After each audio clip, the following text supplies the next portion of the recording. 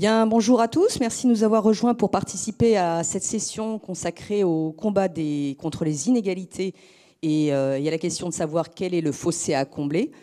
Pour en discuter ensemble pendant une heure, je vous invite donc à voir un peu les intervenants. Donc Julie Labarthe, qui est chef de la division Revenus et patrimoine des ménages de l'INSEE, David Lévy, qui est également du département de l'action régionale à l'INSEE, qui est à sa gauche, et Michael Zemmour, qui est à ma droite, qui est maître de conférence à l'Université Paris 1 Panthéon-Sorbonne et coordinateur de l'axe politique, social, fiscal du LIEP, qui est le laboratoire interdisciplinaire d'évaluation des politiques publiques.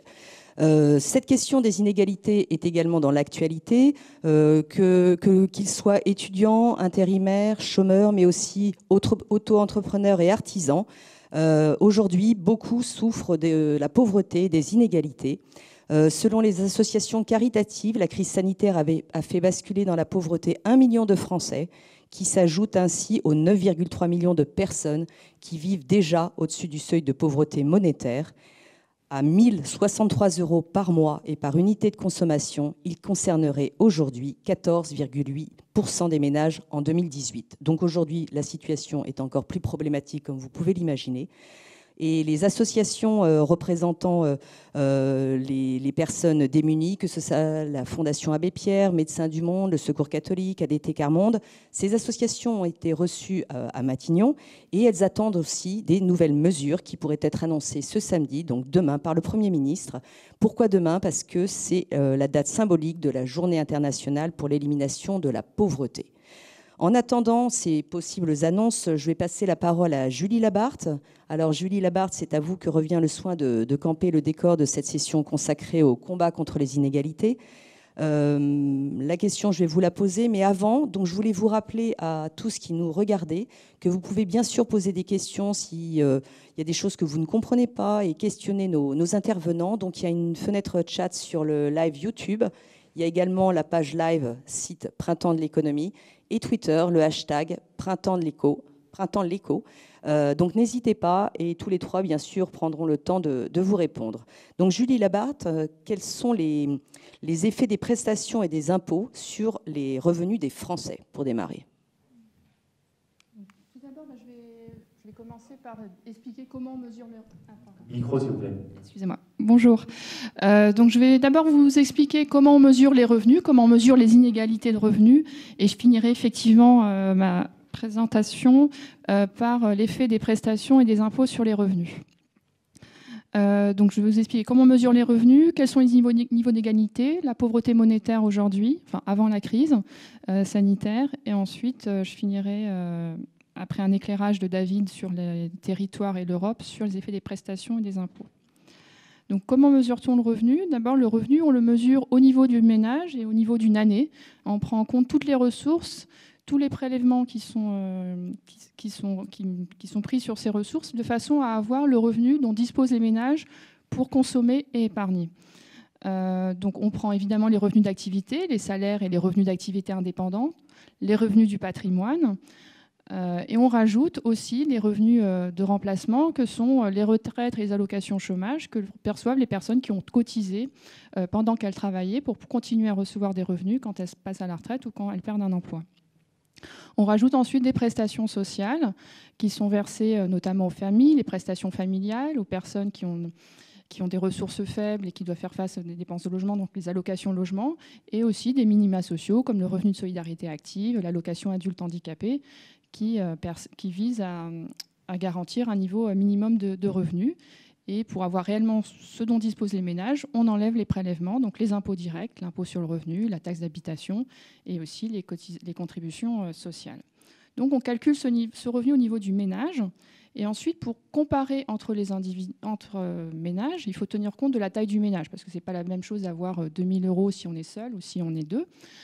Donc pour comparer les ménages entre eux, on passe à la notion de niveau de vie. Alors donc on divise le revenu disponible par un nombre d'unités de consommation. Alors on ne divise pas par le nombre de personnes dans le ménage, parce que ce n'est pas parce qu'on est deux qu'on a besoin de 2 fois plus de revenus pour avoir le même niveau de vie. On n'a pas besoin de cuisine, de salle de bain, etc. Donc ce qu'on fait, on calcule des unités de consommation. Donc au premier adulte du ménage, on va attribuer une unité de consommation. Et pour toutes les personnes de 14 ans ou plus, on va rajouter 0,5 unités de consommation. Et pour les enfants de moins de 14 ans, on sera à 0,3 unités de consommation. Donc voilà, le niveau de vie, c'est ce qui permet de comparer les revenus entre ménages. Et donc au sein d'un même ménage, donc pour les personnes qui vivent ensemble, on a le même niveau de vie. Alors on va maintenant voir les inégalités de revenus. Donc pour ça, ce qu'on fait en général, c'est qu'on classe toutes les personnes de la moins aisée, enfin la plus modeste ou la plus pauvre, aux plus aisées, et puis on fait des groupes de 10 groupes de taille égale qui sont séparés par ce qu'on appelle des déciles. Donc par exemple, le premier décile de niveau de vie, que vous voyez là à gauche sur le graphique, si vous le regardez, c'est le niveau de vie en deçà de laquelle vivent 10% de la population française. Le D5, donc le 5e décile, la médiane, c'est le niveau de vie qui sépare la population française en deux, c'est-à-dire qu'il y a la moitié de la population qui a moins, la moitié qui a plus. Et enfin, le 9e décile, c'est le niveau de vie plancher des 10% des personnes les plus aisées. Donc on va regarder en 2018 quel était le niveau de ces déciles. Donc ce qu'on voit, c'est que il y a 10% de la population qui vit avec moins de 930 € par mois, par unité de consommation. Donc pour une personne seule, ça veut dire un revenu disponible de 930 €. À l'autre extrémité, on a 10% de la population qui vit avec un niveau de vie supérieur à 3 260 €, soit... Et donc, un indicateur d'inégalité qu'on utilise pour mesurer les inégalités de niveau de vie, c'est qu'on fait le ratio entre ces deux niveaux. Donc, entre 3 260 et 930 € par mois, c'est le rapport interdécile qui est égal à 3,5 en 2018. Notre chiffre qu'on regarde aussi souvent, donc c'est la médiane, 1 770 € par mois, qui sépare la population en deux. Et ce que vous pouvez voir aussi, c'est que la moyenne des niveaux de vie, elle est plus élevée. Puisque en haut de la distribution, vous allez avoir des gens qui ont des revenus très élevés qui font que la moyenne elle est supérieure à la médiane. Donc on préfère regarder la médiane, parce que c'est ce qui est au milieu de la distribution et ce qui nous semble plus représentatif. C'est beaucoup plus parlant, effectivement. Et donc ce qui nous semble plus représentatif de ce qu'est un niveau de vie, on va dire, standard. Alors, on va regarder comment ça évolue depuis les années 70. Donc d'abord, un petit éclairage sur le niveau de vie médian. Donc vous voyez qu'il y a eu des augmentations fortes. Donc là, le niveau de vie, évidemment, il est corrigé des effets de l'inflation. Il est à prix constant 2018. Et c'est un niveau de vie annuel. Là, il n'est pas en mensuel, donc c'est pour ça que ça fait des chiffres plus élevés que ce qu'on avait sur la diapo précédente. Et donc, ce qu'on peut voir, c'est qu'on a une augmentation très importante du niveau de vie médian depuis le milieu des années 70 et 2008. Donc, le niveau de vie médian a été multiplié par 1,5. Il a augmenté d'à peu près un peu plus de 50%. Et ce qui est frappant aussi, c'est que sur les 10 dernières années, il stagne. Il n'a augmenté que de 1% depuis la crise de 2008. Alors qu'il augmentait quasiment continuellement auparavant. Donc ça, c'est pour donner un peu le contexte de l'évolution des inégalités. Là aussi, depuis 70.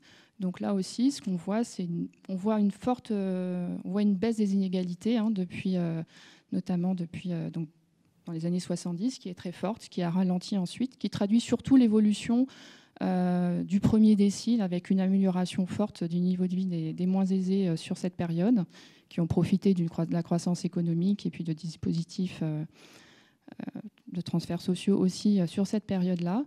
On atteint un point bas des inégalités au milieu des années, dans la première moitié des années 2000, avec un rapport interdécile qui passe de 4 en 1975 à 3,4 en 2004.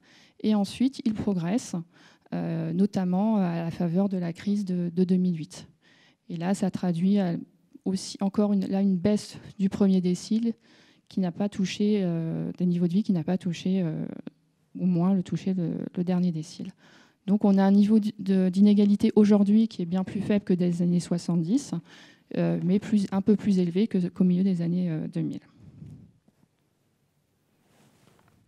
Alors justement, comment on peut mesurer le revenu? Avant de parler peut-être de pauvreté monétaire, ou on parle d'abord de pauvreté monétaire? Oui. Ce sera peut-être mieux, oui. Ouais. Donc là, c'est un autre pan des inégalités où on s'intéresse plus à ce qui se passe vraiment dans le bas de la distribution. Donc ce qu'on fait là, on regarde la pauvreté monétaire comme une insuffisance de ressources, quelque chose qui fait qu'on s'écarte beaucoup qu'on s'écarte du niveau de vie standard. Et donc, on a un revenu, un niveau de vie qui est inférieur de 40% au niveau de vie médian. Donc, c'est une façon de mesurer la pauvreté monétaire qui est la même en Europe, hein, qui est aujourd'hui standard. Donc, qu'est-ce que ça donne pour la France aujourd'hui, enfin en 2018 en tout cas. Donc le seuil de pauvreté monétaire en 2018, comme vous l'avez dit, il était de 1063 € par mois, ce qui correspond à 1795 € pour un couple sans enfants ou 2232 € par mois pour un couple avec 2 enfants de moins 14 ans. Et donc en France aujourd'hui, en 2018, il y a 14,8% de la population qui vit en dessous de ce seuil, soit 9,3 millions de personnes et une personne sur 7.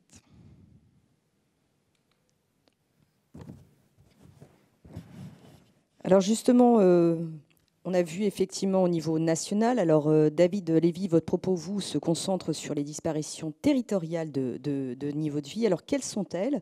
Et peut-on dire qu'elles se concentrent dans un certain nombre de territoires? Et est-ce que les villes sont majoritairement touchées? Bien, donc on va avoir une approche territoriale des inégalités pour essayer de comprendre comment se localise ce phénomène au regard de la localisation aussi des individus sur le territoire. Alors lorsqu'on cherche justement à localiser un phénomène économique, social, se pose la question de la maille géographique, c'est-à-dire la restitution des indicateurs statistiques. Alors c'est une question importante. Des fois, elle dépend des contraintes qu'on a, des contraintes de données. Si on a une enquête nationale, les résultats seront sur l'ensemble du territoire. On n'aura pas d'indication sur ce qui se passe à l'intérieur, sur des départements, des communes. Alors là, il se trouve que pour étudier les niveaux de vie et la pauvreté, on a la chance d'avoir des sources très fines qui permettent de décomposer justement toute l'analyse sur différentes mailles géographiques. Donc c'est ce qu'on va regarder maintenant. Donc je vais vous emmener faire une petite histoire à travers le territoire.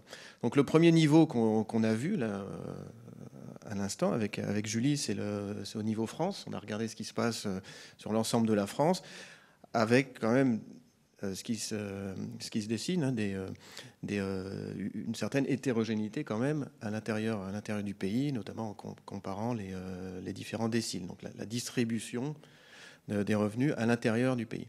Mais alors, Julie Labarthe, c'était sur les chiffres 2018, vous c'est 2017, mais c'est assez similaire finalement d'une année sur l'autre. Parce qu'il y a toujours cet effet rétroviseur. Nous sommes en 2020, c'est vrai qu'on vous parle de chiffres de 2017-2018, mais bon, il faut bien comprendre que le temps de collecte est important, puis après le temps d'analyse. Oui, là c'est... justement, là, quand on est sur une carte Europe, on va prendre les données communes à tous les pays. Donc là les données que j'avais récupérées d'Eurostat, c'est 2017. Pour faire des analyses assez structurelles, l'année n'a pas une importance très forte. Tout à fait, mais pour ceux qui auraient peut-être effectivement un doute, on est tout à fait d'accord. Voilà. Et donc voilà, au niveau France, on va comparer donc la France avec d'autres pays, donc par exemple là des pays voisins, et on va voir des oppositions nord-sud ou alors ouest-est. Ce qu'on voit aussi, c'est des groupes de pays assez homogènes finalement. C'est-à-dire que les pays qui ont les niveaux de vie les plus élevés sont dans un ensemble continu. Et les pays avec les niveaux de vie moins élevés, un autre ensemble continu. On a des poches comme ça. Donc on voit bien que se dessine là un phénomène spatial qui est important et qu'on va revoir un peu plus loin.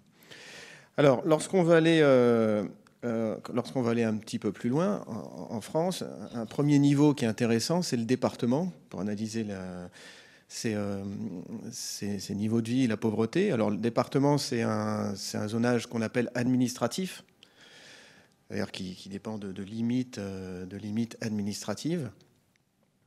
Et donc, ça permet d'avoir une vue d'ensemble de la France sur ce phénomène-là.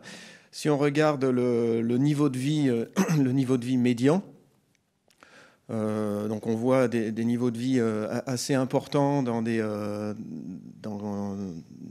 grandes métropoles, et notamment à Paris et Lyon, et autour de Paris et de Lyon. Donc on a des niveaux de vie les plus importants. Et les niveaux de vie les moins importants sont au nord et au sud de la France, enfin, dans les départements du nord et du sud. Quand on regarde la pauvreté, on a un phénomène assez comparable. On a les départements du nord et du sud qui ressortent, avec des taux de pauvreté plus importants. Les départements d'Île-de-France et de la région Rhône-Alpes ont des taux de pauvreté assez faibles, ainsi qu'en Bretagne, par exemple, où là on a des taux de pauvreté parmi les plus faibles, mais avec aussi des niveaux de vie un peu plus faibles qu'ailleurs.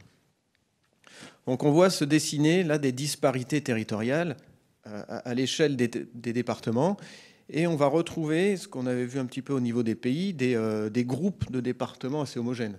Une sorte de corrélation spatiale qui existe. Par exemple, en Bretagne, autour de la Bretagne. Voilà, en Bretagne, on a un ensemble de départements qui est assez homogène au niveau département pour le taux de pauvreté, avec des taux qui sont assez faibles dans l'ensemble des départements. Même autour de l'Île-de-France, mais de manière un peu large. France, en fait. Voilà, ou dans l'ouest Méditerranée aussi. C'est là où on a un ensemble de départements avec des taux de pauvreté extrêmement forts.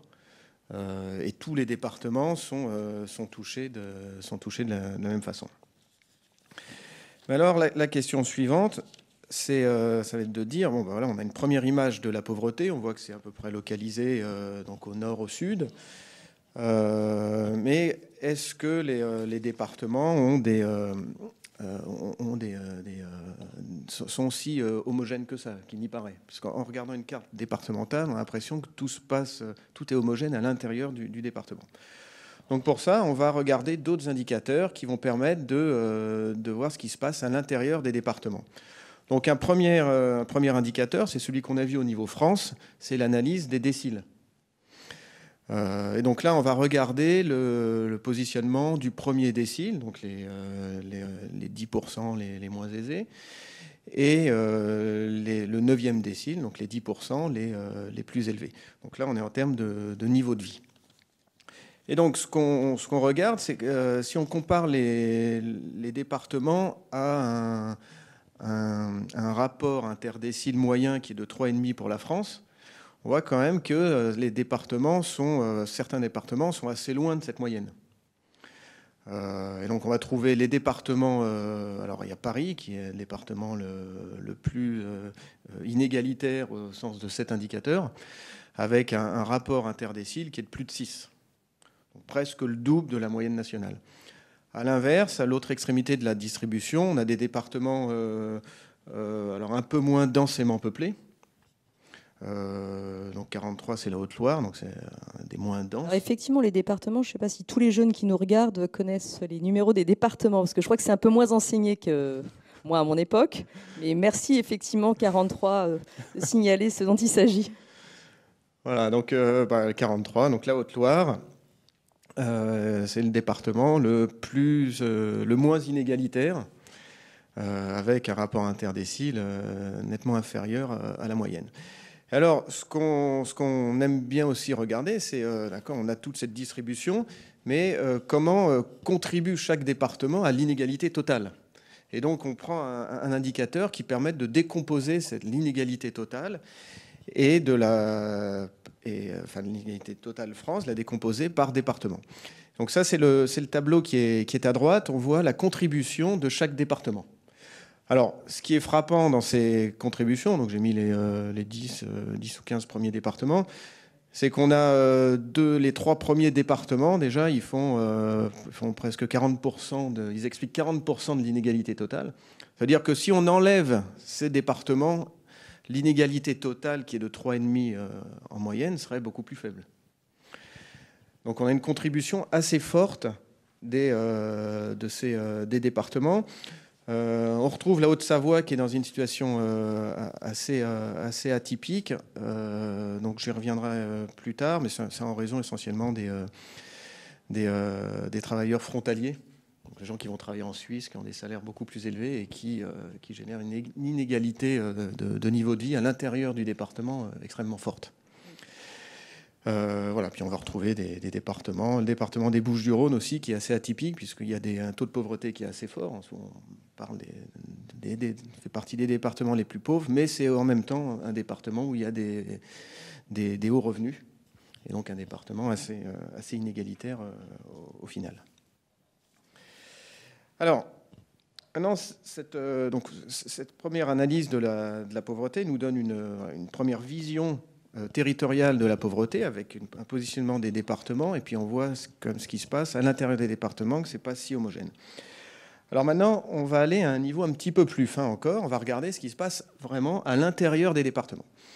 Alors pour ça, on va laisser de côté les zonages administratifs, donc là le département, et on va utiliser ce qu'on appelle des zonages d'études. Et alors un zonage qu'on aime bien utiliser pour étudier ce type de phénomène, c'est ce qu'on appelle les aires urbaines.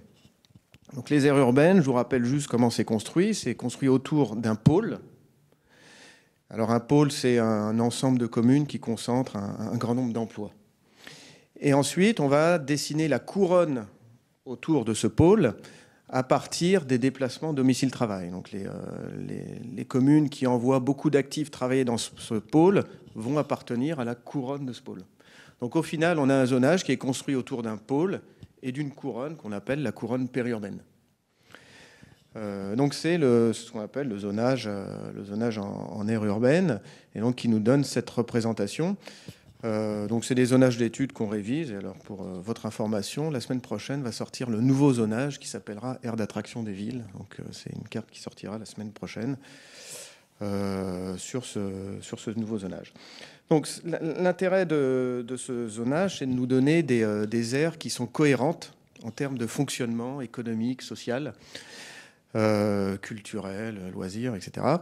Et c'est ce qui fait qu'on appelle ça une vision fonctionnelle de la ville.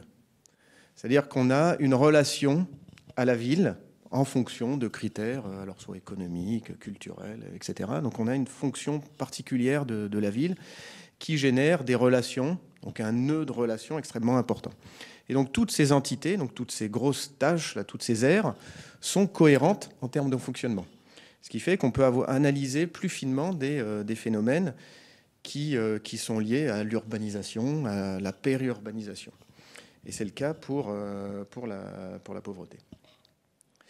Alors, quand on regarde la pauvreté maintenant à l'intérieur de ces aires urbaines, et lorsqu'on décompose les pôles et les couronnes, on va retrouver... Alors, déjà, on retrouve le phénomène qu'on avait vu au niveau des départements, c'est-à-dire des poches de pauvreté. Donc là, on a le taux de pauvreté assez fort au sud et puis dans le nord.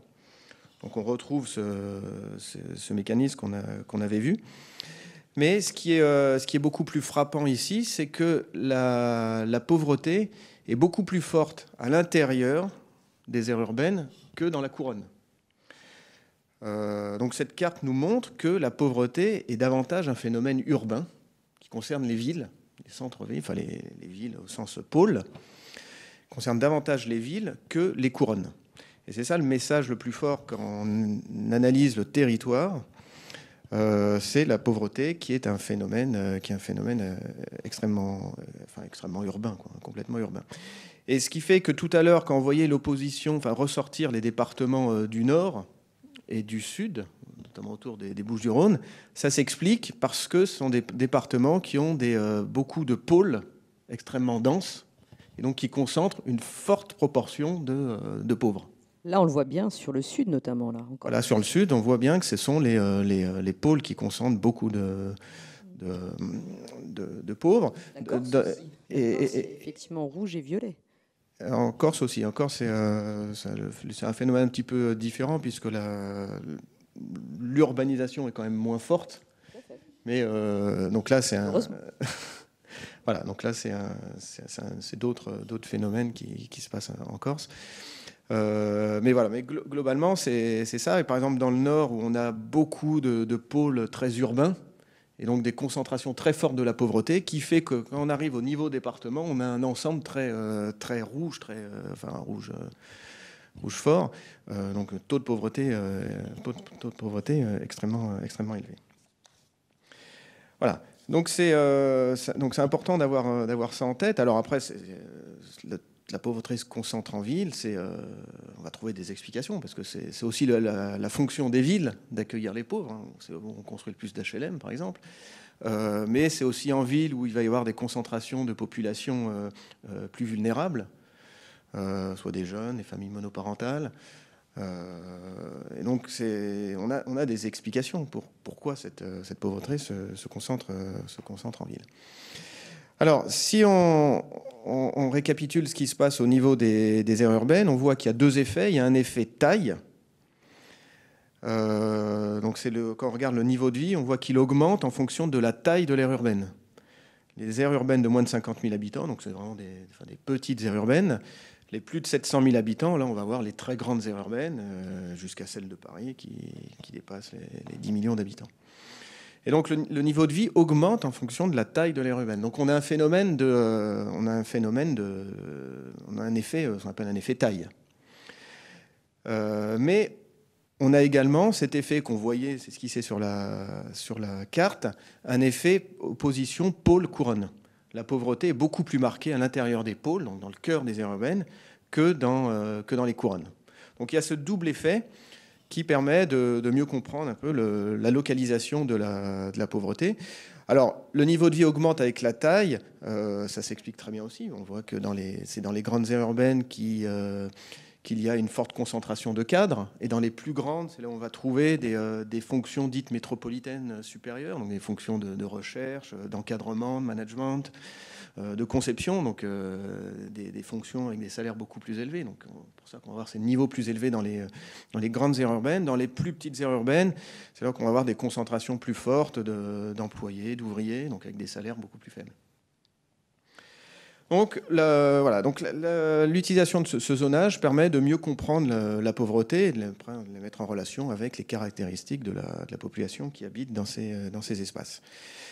Mais là encore, lorsqu'on a cette carte, on a l'impression que tout est assez homogène à l'intérieur de ces différents espaces, alors qu'on voit qu'il s'esquisse quand même une certaine hétérogénéité. On voit que certains pôles ont des niveaux de vie assez élevés, mais en même temps des taux de pauvreté très forts. Donc on se dit, il se passe peut-être quelque chose à l'intérieur de ces pôles. Et donc là, on va descendre encore à un niveau un petit peu plus fin. On va être à un niveau infracommunal, donc à l'intérieur de la ville. Là, on est c'est des carreaux de 200 mètres de côté, donc des petits carreaux qui correspondent à un quartier du lycée Raspail, par exemple. Et donc là, on va être à un niveau très fin qui permet de localiser plus finement la pauvreté ou les niveaux de vie sur la ville. Donc là, sur l'exemple de Paris, qu'est-ce qu'on voit? Que le niveau de vie se concentre de manière assez marquée dans le centre et l'ouest de la ville. Au nord, on a les niveaux de vie les plus faibles. Et si on élargit, ça déborde aussi évidemment sur les départements limitrophes et la Seine-Saint-Denis. Quand on regarde la pauvreté, alors on va retrouver le phénomène inverse, en négatif, avec les taux de pauvreté très forts au nord de la ville, mais on va retrouver aussi des taux de pauvreté, des poches de taux de pauvreté assez fortes à l'intérieur de certains quartiers. Et donc là, on pourra parler de mitage à l'intérieur de la ville, c'est-à-dire à l'intérieur de zones avec des niveaux de vie très forts, on va avoir des poches de taux de pauvreté. Parce qu'effectivement, on voit qu'il y a certains arrondissements qui sont quand même plutôt cossus, on va dire, où il y a effectivement une poche de pauvreté. Mais comment vous l'expliquez, ça ? Alors, c'est lié à la structuration de la ville, c'est lié au parc HLM, par exemple. Il peut y avoir des parcs HLM répartis un peu plus dans la ville.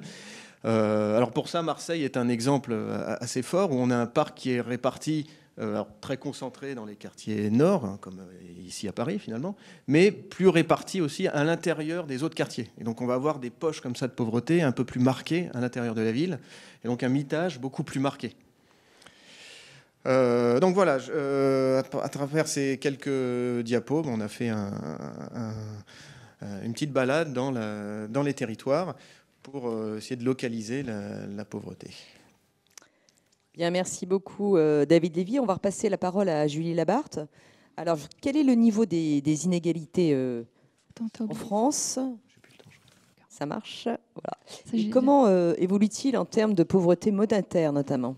En fait, je vais plutôt parler de l'impact des prestations et des... Oui, peut-être. Alors, effectivement, une petite inversion. Tout à fait. Allez-y. Donc, je vais revenir sur ce que... Pardon, je vais revenir un peu sur la définition du revenu disponible que j'avais présenté tout à l'heure pour distinguer ce qu'on considère être comme des revenus avant intervention de la redistribution, donc avant versement des prestations sociales et paiement des impôts et transferts sociaux. Donc, dans les revenus avant redistribution, qui sont liés donc aux revenus tirés du travail ou du patrimoine, on va aussi mettre les allocations de chômage, les retraites, parce que ce sont des revenus différés payés par en partie financés par les cotisations. Donc ça, c'est le revenu avant distribution. Donc on peut regarder ces inégalités avant versement des transferts ou regarder les inégalités après, comme on l'a fait tout à l'heure, donc en prenant en compte tout ce que perçoivent les ménages, donc les transferts aussi les transferts sociaux-fiscaux, donc les prestations sociales et les impôts directs. Donc, qu'est-ce que ça change sur le niveau des revenus? Donc, ça, évidemment, ça peut avoir un impact important. Donc là, sur ce graphique, vous avez en bleu les déciles de niveau de vie tels que je les ai présentés tout à l'heure après redistribution, et en rouge, les revenus avant redistribution. Donc, s'il n'y avait pas ces prestations sociales, que sont les prestations familiales, allocations, logement, minima sociaux, et s'il n'y avait pas de versement d'impôts. Donc on voit que la courbe en rouge montre des inégalités plus fortes. Il y a une plus forte dispersion des revenus avant redistribution qu'après. Donc par exemple, si on regarde le premier décile, on voit que la redistribution permet de passer de 640 à 930 €. Donc ça s'explique par le fait que les personnes en bas de la distribution vont recevoir des prestations qui vont compléter leurs revenus, du fait de leurs faibles ressources. Elles ont le droit, par exemple, aux allocations logement, des minima sociaux qui permettent d'augmenter les revenus, et à l'inverse, elles payent relativement peu d'impôts. Si on regarde plus haut dans la distribution, donc au niveau du 9e décile, on voit qu'au contraire, là, quand on a ce contour de la redistribution que j'ai défini, on voit que le niveau de vie au niveau du 9e décile, il est de 3 990 € avant redistribution et de 3 260 € après. Donc là, ça diminue parce que les personnes payent plus d'impôts qu'elles ne veulent recevoir de prestations sociales. Donc on voit que la redistribution permet de faire baisser les inégalités de façon assez forte, puisqu'on passe d'un rapport interdécile D9 sur D1 de 6,3 à 3,5 après redistribution. Donc ça, c'est ce que ça fait en niveau. Et on va regarder ce que ça fait aussi en évolution. Donc l'idée, c'est que la redistribution, en fait, elle amortit un peu les évolutions. Parce qu'on voit son revenu baisser, on va payer moins d'impôts, on va éventuellement percevoir plus de prestations sociales quand on est en bas de la distribution. Donc s'il y a une baisse des revenus, ça va ralentir cette baisse. La redistribution va ralentir la baisse des revenus. Donc par exemple, ici, quand on voit le premier décile de revenus, donc que j'ai représenté de 96 à 2018, en bas 100 2008. Donc on va considérer que le point 2008 est à 100. Du coup, et on regarde l'évolution, par exemple, entre 2008 et 2018. On voit que le revenu avant redistribution au niveau du premier décile a fortement chuté entre 2008 et 2018, du fait notamment de l'augmentation du chômage, et a baissé de l'ordre de 11%, alors que le niveau de vie après redistribution a baissé aussi, mais moins fortement. Donc ça, c'est à la fois un effet mécanique, comme je l'ai expliqué, on reçoit plus de prestations, on paye moins d'impôts quand on a ces revenus qui baissent, et ça peut être aussi des mesures spécifiques qui sont prises en temps de crise pour aider amortir les choses. Voilà, les chocs. Donc quand on regarde en haut, les choses sont un peu différentes, donc c'est moins contrasté, l'évolution de la redistribution a moins d'impact. Sur la fin de période, on voit que le niveau de vie après redistribution évolue un peu moins favorable, évolue moins que celui avant redistribution, parce qu'il y a eu des augmentations d'impôts, notamment de 2012-2013, qui ont ralenti la progression du 9e décile. Donc globalement, la redistribution ralentit l'augmentation des inégalités, en général quand il y en a une, et elle amortit les chocs. Donc là, sur ce graphique, j'ai représenté donc, le rapport interdécile avant et après redistribution. Donc en rouge, c'est avant redistribution. Et donc là, on voit des évolutions beaucoup plus marquées du rapport interdécile, donc du rapport interdécile qui est beaucoup plus sensible à ce qui se passe en conjoncture. Donc souvent, quand il y a un choc conjoncturel, ça va être surtout défavorable au premier décile, où il va y avoir une augmentation du chômage, des baisses de revenus, donc ce qui se traduit par une augmentation des inégalités. Donc là, on voit que l'augmentation des inégalités entre le milieu des années 2000 et 2018, elle est très forte sur la courbe en rouge. On passe de 5,2 à 6,2, il me semble, alors que l'évolution est beaucoup plus plate quand on regarde après redistribution. Et je voulais aussi présenter l'impact en niveau des différents transferts sur la pauvreté monétaire, pour voir qu'est-ce qui joue le plus pour réduire la pauvreté. Donc en fait, là, on a calculé le taux de pauvreté en promenant différentes définitions de revenus. D'abord, on regarde seulement le revenu avant redistribution, on calcule un niveau de vie médian et on regarde quel est le taux de pauvreté s'il n'y avait pas paiement des impôts et versement des prestations sociales. Donc on voit que là, le taux de pauvreté il est de 22,3% avant redistribution. Le paiement des impôts fait un peu baisser la pauvreté parce qu'il fait baisser le seuil de pauvreté, puisqu'il fait baisser le niveau de vie médian. Et donc, ça fait baisser un peu le taux de pauvreté de 0,8 points. Les prestations familiales dans leur ensemble, donc il n'y a pas que les allocations familiales. Dans les prestations familiales, il y a l'allocation de rentrée scolaire, il y a beaucoup de choses qui sont aussi sous conditions de ressources ou modulées selon les ressources, et qui aussi ont un poids très important dans le revenu des familles. Donc elles ont un effet important sur la réduction de la pauvreté, de l'ordre de 2 points. Pour les allocations logement, qui sont surtout concentrées sur les 30% les plus modestes, et pour lesquelles elles représentent là aussi un montant important, c'est un impact aussi de l'ordre de 2%. Pareil pour le RSA et l'allocation adulte handicapé de minimum vieillesse. Ils font aussi baisser le taux de pauvreté de l'ordre de 1,8 point.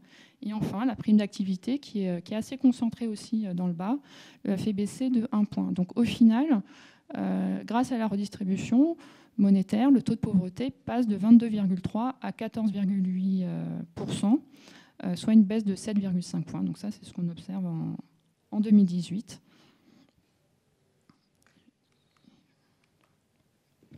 Eh bien, écoutez, merci beaucoup. Alors, après avoir vu le taux de pauvreté, pauvreté monétaire, inégalité en France, et puis avec un zoom assez particulier sur les régions, on va s'attacher maintenant avec vous, Mickaël Zemmour, pour voir un peu comment se place la France par rapport à ses voisins. Alors, pas forcément que les voisins européens, mais également outre-Atlantique. Est-ce que la France est plutôt bien placée, enfin bien placée, c'est toujours un peu difficile de trouver ce qualificatif-là pour parler d'inégalité, mais comment elle se positionne et est-ce que la redistribution en espèces et prestations sociales, est-ce qu'on peut la comparer et comment on se place par rapport à nos voisins ? Bonjour à toutes et tous d'abord qui nous regardez. Alors le travail que je vais vous présenter, c'est un travail de recherche qui a été fait avec des collègues, Elvire Guillot, Victor Amoureux, Mathieu Holkers, pour essayer de répondre un peu à la question que vous posiez, pas seulement sur la France, mais d'essayer de comprendre ce que faisait la redistribution dans les différents pays sur les inégalités. Et pour ça, on a essayé de collecter, alors ce n'est pas nous qui les avons collectés, c'est une base de données au Luxembourg, des données sur des milliers de ménages dans différentes enquêtes nationales. Alors c'est en général beaucoup moins précis que les travaux qui viennent d'être présentés par l'INSEE, parce qu'on va agréger des données qui viennent de sources assez différentes. Mais on essaye justement de répondre à ces questions. Et dans ce travail-là, on se concentre sur la redistribution monétaire, donc vraiment les revenus. Donc c'est vraiment la question que vous posez. Je précise ça parce qu'en fait, dans la réduction des inégalités, il y a quelque chose d'encore plus important peut-être, c'est la redistribution en nature. C'est-à-dire quand on compare vraiment les pays, des services publics gratuits comme les services publics de santé ou d'éducation sont des éléments qui réduisent les inégalités au moins autant, voire en général plus, que la redistribution monétaire. Dans cette étude, on regarde simplement la partie revenus, donc les inégalités monétaires, avec à peu près les mêmes concepts que ceux qui viennent d'être présentés, revenus avant redistribution, revenus après redistribution. Et donc, pour tous les ménages de cette vingtaine de pays, on va regarder quel est leur revenu avant redistribution, en très gros, les revenus du travail, les profits ou les revenus du capital, de l'épargne, et les retraites qu'on met aussi dans ces revenus avant redistribution pour des soucis de comparaison. Et puis après, on regarde les étapes. Qu'est-ce qui se passe une fois qu'on donne les prestations sociales? Et qu'est-ce qui se passe ensuite une fois qu'on fait passer les prélèvements obligatoires, les cotisations sociales et les impôts? Alors pour répondre tout de suite à votre question sur la France, c'est un pays qu'on pourrait caractériser comme plutôt égalitaire avant redistribution, pas très égalitaire, mais plutôt égalitaire, et avec un effort de redistribution plutôt élevé par rapport à d'autres pays. Alors quand je dis plutôt égalitaire, l'égalité avant redistribution est plus forte dans les pays d'Europe du Nord, en tout cas sur les données qu'on a, comme la Suède ou le Danemark, mais les inégalités avant redistribution sont beaucoup plus fortes dans les pays anglophones, Irlande, Royaume-Uni ou États-Unis. Et l'effort de redistribution en France, c'est dans la moyenne haute des pays d'Europe. Ce qu'on observe dans les pays riches, en fait, il n'y a pas de gros écart d'effort de redistribution entre les pays riches. Il y a quelques pays qui font moins de redistribution, pays méditerranéens, Italie, États-Unis, Australie. Mais parmi les pays qui en font de manière conséquente, tous les pays d'Europe continentale, on est dans la moyenne. On est dans la moyenne. Okay. Alors, je vais essayer de vous donner, plutôt que de vous présenter toute l'étude, l'intuition de quelques résultats un peu robustes qu'on a pu trouver dans ces travaux-là. Alors, ici, vous avez un graphique qui va vous indiquer un indicateur d'inégalité, le coefficient de Gini. Les lycéennes et lycéens qui nous regardent l'ont peut-être vu en cours. C'est un indicateur synthétique, un peu fruste, mais d'inégalité. En gros, quand il est à 0, tout le monde gagne la même chose dans le pays. Et quand il est à 1, il y a une seule personne qui concentre tous les revenus. Et au milieu, c'est des degrés d'inégalité. Et donc, on vous indique pays par pays le coefficient de Gini avant redistribution, après prestations sociales et ensuite après impôts. Et c'est les 3 barres que vous voyez pour tous les pays. Donc avant redistribution, c'est la barre noire. Et puis le revenu disponible, en gros celui qu'on constate à la fin, celui dont on peut disposer, c'est la barre la plus claire qui est à droite pour chaque pays. Donc là, les barres, elles sont classées selon le revenu disponible. Et dans les données qu'on avait, alors pour la Suède, ça date de 2005, le pays le plus égalitaire après redistribution, c'est la Suède. Et le pays le plus inégalitaire avant redistribution, c'est Israël, suivi des États-Unis. Là, c'est la grande image de cette étude-là. Et ce qui est particulièrement intéressant, à mon avis, c'est qu'on voit bien que la redistribution joue un rôle. Ce qui a été montré dans l'étude précédente, c'est-à-dire qu'elle réduit fortement les inégalités dans chaque pays, que ce soit par les impôts ou que ce soit par les prestations sociales. Elle joue un rôle donc structurel. Elle joue aussi un fort rôle conjoncturel, ce qui a été dit juste avant, en période de crise, elle va amortir fortement les fluctuations. Par contre, peut-être contrairement à une idée reçue, notamment chez les économistes, vous ne pouvez pas miser sur la redistribution pour faire l'égalité dans votre pays si vous avez des très fortes inégalités avant.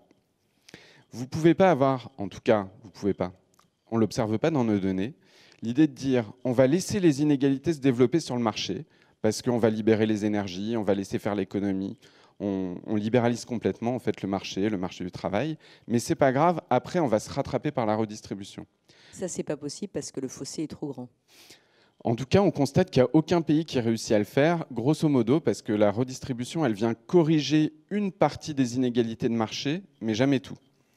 Et donc, on a des pays qui font énormément de redistribution dans nos données, par exemple l'Irlande, mais ils sont tellement inégalitaires au début qu'ils ne rattrapent jamais des pays qui en feraient un petit peu moins. Alors, il y a un peu des effets de mesure, mais globalement, c'est quand même ça qu'on constate de manière générale. Et donc ça, c'est vraiment important. La redistribution, c'est loin d'être négligeable, surtout en période de crise. Par contre, en termes de stratégie économique, si votre objectif, c'est d'avoir un pays égalitaire, vous ne pouvez pas vous passer de dire il faut une égalité de revenus primaires. Donc ça passe par la régulation du marché du travail, le salaire minimum, ou des niveaux de formation aussi, pour que les niveaux de salaire ne soient pas trop différents entre les pays. Donc ça, c'est un premier résultat qu'on trouve dans ces données, qui est assez classique, mais assez mal connu. On entend parfois dire la France est très inégalitaire avant redistribution, mais devient très égalitaire après. C'est vraiment pas ce que disent les études, et c'est un résultat qui me paraît important. Alors, deuxième élément, je vais venir après sur le graphique, je vous donne d'abord l'intuition.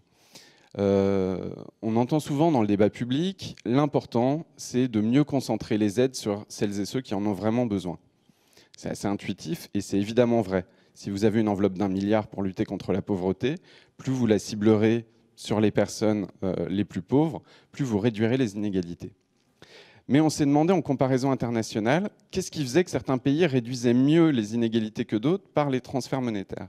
Est-ce que c'est ce ciblage ou alors est-ce que c'est le budget qui consacre aux aides? Vous avez les deux qui peuvent jouer. Est-ce que c'est l'enveloppe, 1 milliard ou 10 milliards, ou est-ce que c'est le ciblage? Et on a regardé pays par pays. Alors, vous avez un graphique, vous avez un axe. L'axe vertical, c'est le degré de ciblage. Plus vous êtes en haut, plus vous ciblez vos transferts sur la population la plus démunie. Si vous êtes à 0, vous ne ciblez pas du tout. Donc, on voit que tous les pays ciblent, c'est-à-dire que tous les pays sont au-dessus de 0 sur mon graphique. Et la France, elle est dans la grosse... Et la France est dans ce que fait à peu près tout le monde, dans la moyenne. Et après, en bas, vous avez le taux de transfert, c'est-à-dire en gros l'enveloppe, le budget qu'on va consacrer aux transferts sociaux. Alors ici, j'ai chômage, allocation familiale, je n'ai pas les retraites qu'on a mis à part. Donc c'est toutes les prestations sociales autres que les retraites. Et puis mes lignes, c'est des lignes de degré de réduction des inégalités. La première ligne, c'est 0,1 point de Gini. Enfin, c'est 1 point d'indice de Gini. La deuxième ligne, c'est 3 points de Gini. Et la ligne du haut, c'est 9 points de Gini. D'accord ?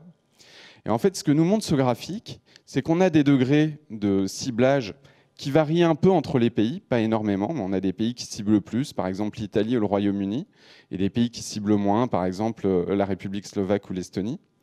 Mais surtout, il y a une grosse variation selon les pays sur l'enveloppe consacrée à ces transferts sociaux.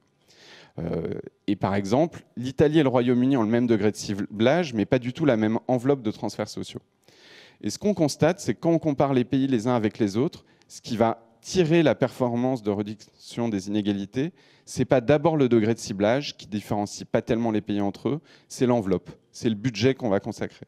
Donc là aussi, c'est une leçon intéressante, c'est-à-dire que quand on s'intéresse aux stratégies de réduction des inégalités, il faut avoir en tête conjointement la question de bien cibler les aides, mais aussi de quel budget on y alloue. Si vous êtes uniquement sur le levier du ciblage, on voit que ça ne va pas sensiblement déformer l'image de votre pays.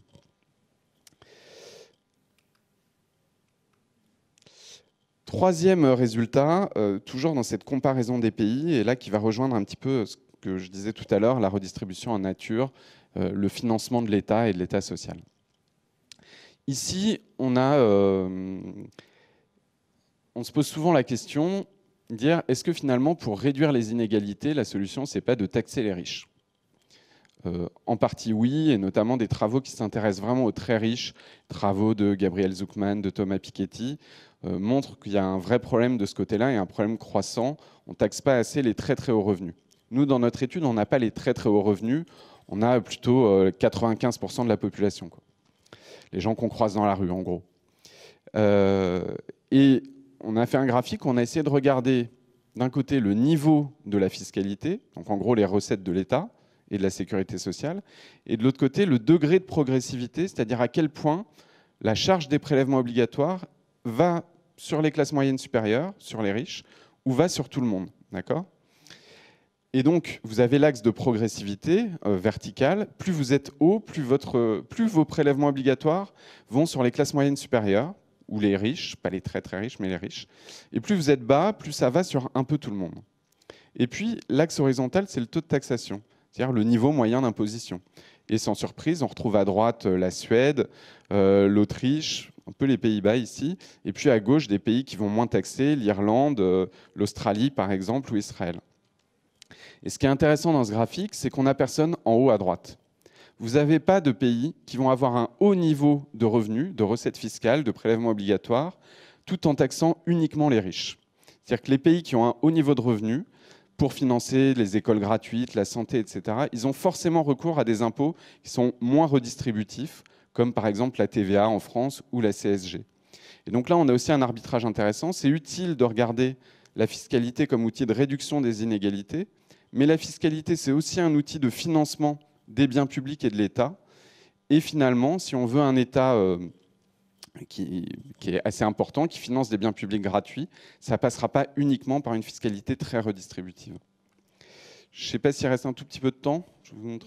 Micro. Parce que nous avons pas mal de questions et l'heure tourne. Il nous reste 10 minutes. Alors, sans me concentrer trop sur les graphiques, je voulais revenir un petit peu. C'est des choses qu'on a vues dans la présentation précédente concernant la France.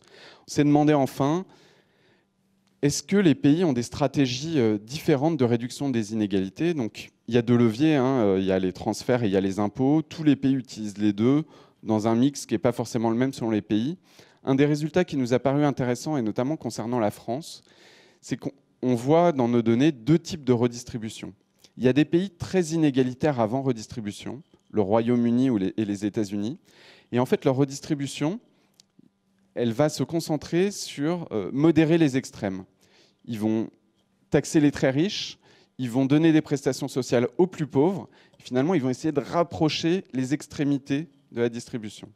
En France, et on voyait un peu ça sur les données qui étaient présentées précédemment, je dirais qu'on a plutôt une redistribution égalisatrice, c'est-à-dire qu'on va avoir des prélèvements obligatoires et des prestations sociales qui vont aller sur tous les ménages et qui vont avoir tendance non seulement à rapprocher les extrêmes, mais aussi à rapprocher les classes moyennes entre elles.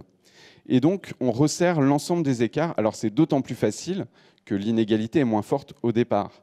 Mais c'est vraiment 2 approches de la redistribution différentes, ou en tout cas de résultats de la redistribution différents. D'un côté, resserrer tout le monde et rapprocher tout le monde d'une classe moyenne centrale, ce que vous avez en Europe du Nord et en France. Et de l'autre côté, simplement, limiter les extrêmes alors que vous avez un gros niveau d'inégalité. Bien, merci beaucoup et vous avez été très rapide, alors le temps est compté. Alors justement, par rapport à ce que vous venez de dire, je relais une question de Jean-Jacques qui nous dit « Il me semble que nous avons quantité de dispositifs avec des effets de seuil qui rendent la compréhension difficile, ainsi le fait d'être ou non imposable. Ne serait-il pas opportun de nettoyer ces règles qui compliquent la compréhension des enjeux au niveau individuel ?» Donc ça, c'est une question qui est posée. Alors, est-ce que l'un de vous 3 souhaite répondre? Alors, comme on a pas mal de questions, si peut-être un seul répond, ou peut-être 2, mais de manière très très courte, comme ça on peut prendre d'autres questions. Merci. Qui souhaite? Je peux répondre rapidement. Donc, je ne sais pas à quel... je pensais surtout sur des aides locales, par exemple, qu'il peut y avoir des effets de seuil dont parle Jean-Jacques. Par exemple, sur les minima sociaux, il n'y a pas vraiment d'effet de seuil. Le montant que vous allez recevoir, il vise à atteindre un certain revenu minimum, et donc vous allez le recevoir. Bon, après, vous n'allez pas recevoir si c'est en dessous de quelques euros, vous n'allez pas le recevoir. Mais il n'y a pas vraiment d'effet de seuil sur ce type de prestations. En revanche, ce qui est vrai, c'est que les barèmes sont quand même très complexes. C'est difficile de savoir quel revenu il faut prendre en compte pour calculer ce à quoi on a droit, sur quelle période, est-ce que c'est net, c'est brut, etc. Enfin, voilà. Donc, c'est plutôt le déclenchement et la perception des prestations que le seuil, c'est ce que vous dites C'est les barèmes qui sont compliqués à comprendre et c'est difficile de savoir si on a le droit ou pas à une prestation. Donc on a une complexité administrative des barèmes qui est claire. Donc qui peut expliquer une partie du non-recours aux prestations qu'on peut observer sur des prestations importantes. Il y a des études qui ont été montrées, qui ont montré notamment que sur, par exemple, le RSA socle, le taux de non-recours, il est loin d'être négligeable. Et il peut s'expliquer effectivement par des barèmes difficiles à comprendre et par d'autres raisons. Mais c'est vrai que la complexité des prestations explique une partie du non-recours aux prestations, ce qui peut être dommageable à la situation monétaire de certaines personnes. Un petit mot de l'un ou l'autre, messieurs, ou on passe à une question suivante? Il y a quelque chose qui aide sur la complexité aujourd'hui, c'est de plus en plus de simulateurs en ligne. Il y a un site mesaides.fr, par exemple, qui permet de se représenter par rapport à ces types de dispositifs. Effectivement, il y en a de plus en plus, comme vous l'avez noté. Alors moi, je vais regrouper 2 questions. Comment expliquer le fait qu'en France, pays développé, 1 personne sur 7 vit en dessous du seuil de pauvreté? Et peut-être en lien ou pas, ne faudrait-il pas changer de système et penser à un autre que celui capitalistique pour espérer un jour voir se réduire les inégalités sociales, économiques et de genre? Là, vous avez 2 heures. Parce qu'effectivement, c'est quelque chose... J'imagine que c'est une question que beaucoup se posent. Peut-être Michael d'abord et ensuite David. Peut-être un petit mot là-dessus? Je vais rebondir sur 2 mots de la question. D'abord, inégalité de genre, on n'en a pas parlé, mais effectivement, en France et dans la plupart des pays riches, la figure aujourd'hui de la pauvreté, c'est la figure d'une femme seule avec enfant. Ce n'est pas la seule du tout, mais c'est la figure statistiquement qu'on retrouve le plus. Et on a vu dans les Gilets jaunes, en fait. On a vu notamment dans les Gilets jaunes. Et c'est une évolution des sociétés. Il y a quelques années en France, il y a quelques décennies, je crois que les travaux de l'INSEE montrent que la figure de la pauvreté, c'était les personnes retraitées sans revenus. Donc il y a vraiment un enjeu de ce côté-là. Et la deuxième chose sur le capitalisme, il n'y a pas un seul capitalisme, il y a des capitalismes qui sont en évolution. Et alors moi, je ne peux pas observer dans mes données autre chose que le capitalisme parce qu'il règne partout. Par contre, ce qu'on observe très bien, c'est que la régulation du capitalisme par la législation du marché du travail ou par le salaire minimum va jouer sur les inégalités, notamment avant redistribution. Et c'est ça qui fait que la Suède ou la France sont moins inégalitaires que les États-Unis. Alors peut-être une autre question, mais pour vous à ce moment-là, Daniel Lévy, qui vient de m'arriver, on a parlé effectivement d'aspects régionaux, et quelqu'un demande qu'en est-il dans les territoires d'outre-mer? Parce que c'est vrai qu'on a vu une carte plutôt métropole. Est-ce qu'il y a quelque chose qui est notable ou ce sont des études effectivement qui sont importantes sur la pauvreté? Oui, c'est vrai que je n'ai pas présenté la situation dans les DOM. Alors dans les DOM, on a des taux de pauvreté extrêmement forts. Alors, soit au niveau de l'ensemble des DOM, on a un peu plus de mal d'avoir des représentations très finement localisées dans les DOM, mais on retrouve des poches de pauvreté aussi extrêmement importantes. Hein. Donc, on a des taux de pauvreté très forts dans les DOM, et on voit les taux de recours au RSA, notamment, qui sont extrêmement élevés aussi dans ces départements. Et alors avant de clore cette session, peut-être une dernière petite question qui est un peu liée à l'actualité. Le chef de l'État s'est exprimé mercredi soir à l'occasion d'une interview et a donné quelques petites mesures sur la résorption de la pauvreté, notamment en annonçant une prime pour ceux qui bénéficient du RSA et des APL. Il semble qu'il y ait eu un petit couac et qu'on ne se soit pas tout à fait ça. Donc demain, le chef du gouvernement doit lui-même s'exprimer. Peut-être c'est à vous, Michaël Zemmour, que je vais poser la question. Qu'est-ce qu'il faudrait... Qu'est-ce qu'on attend aujourd'hui? On parle beaucoup des jeunes qui sont dans une situation de précarité énorme. Est-ce qu'il y a des mesures qu'on pourrait mettre, même si on a compris que le RSA pour les moins de 25 ans, c'était niette pour cette fois? Deux remarques. D'abord, la France a très bien protégé l'essentiel de sa population, notamment pendant le confinement, et notamment avec le chômage, l'activité partielle. Mais les personnes qui n'étaient pas dans un emploi stable avec des revenus stables ont été remarquablement mal protégées.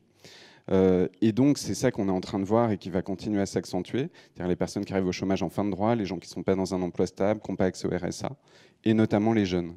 Et là, les mesures qui ont été prises ont été extrêmement faibles, quelques centaines d'euros versés une fois en mai ou juin, et sans doute une nouvelle fois aujourd'hui. Qu'est-ce qu'on pourrait attendre? Intégrer, et ça, tout le monde le recommande, hein, les jeunes au droit commun, c'est-à-dire leur donner accès au RSA. Il y a les mêmes droits finalement que les autres. C'est ça, on a une barrière d'âge à 25 ans qui est justifiée aujourd'hui par rien. Et puis sans doute aussi ouvrir le parapluie de l'assurance chômage, qui est un très bon outil en période de crise pour retenir des gens et leur éviter de tomber dans la pauvreté, ce qui n'a pas été fait dans le cadre de la crise. Puis un deuxième point quand même, vous avez parlé de l'intervention du président de la République. Il a expliqué qu'on n'allait pas revaloriser le RSA parce qu'on pensait que ça nuisait à l'insertion. Et c'est une question qu'on s'est beaucoup posée, c'est une théorie économique très en vogue, et depuis 15 ou 20 ans, je regardais ça hier, il n'y a aucune étude qui permet de justifier ça. Donc c'est quand même un problème parce qu'on laisse des personnes dans de très grandes difficultés sociales et financières, en période de crise où en plus l'emploi est rare, et on justifie ça par un phénomène économique qu'on ne constate pas, c'est-à-dire en fait on ne va pas augmenter vos aides, mais c'est pour votre bien. Et ce n'est pas le cas. Et donc là aussi, on voudrait, à mon avis, et c'est ce que demandent beaucoup d'associations, redresser la barre avec un relèvement des minima sociaux. Eh bien, attendons ce que dira Jean Castex demain. En tout cas, je vous remercie tous les trois. Merci à vous également qui nous avez suivis. Et puis, bonne continuation, bonne journée.